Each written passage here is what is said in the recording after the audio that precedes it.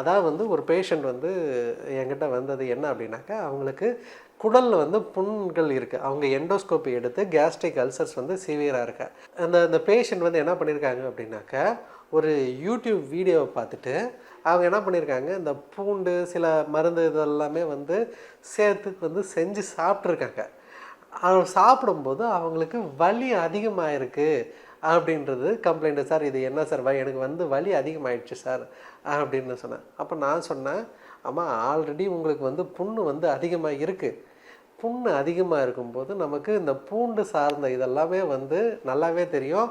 அதில் வந்து ஒரு காரத்தன்மை உள்ள பொருள் இருக்கும். அதுக்கு காரணம் என்னென்னாக்கா, அதில் இருக்கிற சல்ஃபர், அதில் இருக்கிற அந்த நீரோட சேர்த்து சல்ஃபியூரிக் அமிலம் மாதிரியான தன்மையை வந்து கொண்டது இல்லையா? ஆல்ரெடி அங்கே புண்ணு இருக்கும்போது நீங்கள் இதை பேஸ் பண்ண அதாவது வந்து பூண்டு ஜீரணத்துக்கு ரொம்ப நல்லது இது இருக்குது. ஆனால் அவங்க என்ன பண்ணிட்டாங்கன்னா, அந்த ரேஷியோ கரெக்டாக போடாமல் அதிகமாக எடுத்துக்கிட்டதுனால அப்போ எடுத்துக்கும்போது ஆட்டோமேட்டிக்காக என்ன ஆகிடுச்சு, அந்த புண்ணோட தன்மை அதிகமாகி வலி வந்துடுச்சு. சரிங்களா?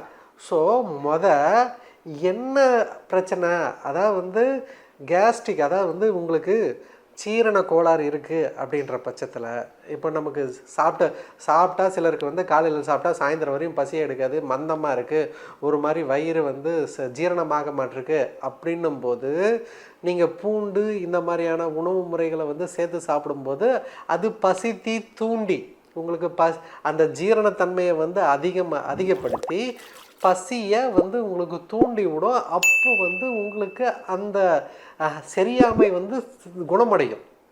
இப்போது சிவியர் அல்சர் பேஷண்ட்டுக்கும் நான் இதே மாதிரியான மருந்தை எடுத்துக்கும் போது என்ன ஆகும் அப்படின்னாக்கா, அது ஒரு கம்மியாக எடுத்தால் பிரச்சனை கிடையாது. பூண்டு நம்ம ரெகுலராக நம்ம உணவில் சேர்க்குறோம்.